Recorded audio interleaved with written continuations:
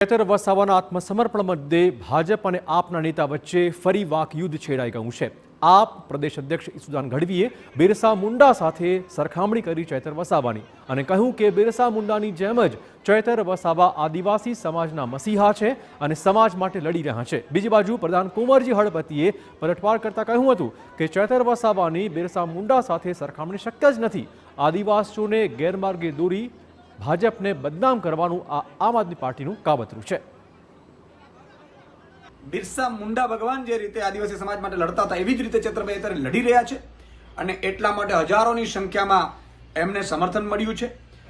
અને આજે ચેતરભાઈ વસાવા હાજર થતા પહેલા એમણે કહ્યું છે કે હું લડીશ, અંત સુધી લડીશ।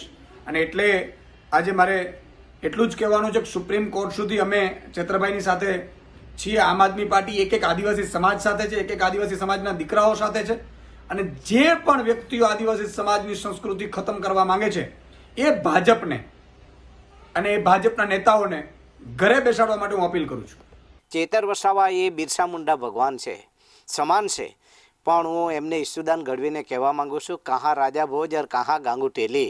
और આજે ઈસુદાન ગઢવીએ સમજવું જોઈએ ચેતર વસાવા છે એ ચેતર વસાવાનું બિરસા મુંડાની સાથે એક પણ કામ એને તોલે આવતું નથી। માત્ર ને માત્ર રાજકીય રોટલા શેકવા માટે આવા નિવેદનો આપીને ભારતીય જનતા પાર્ટીની સરકારની સામે એ બદનામ કરવા માટે, આદિવાસીઓને બદનામ કરવા માટે આ લોકો ભાજપને બદનામ કરવા માટે કાવતરું રચ્યા છે।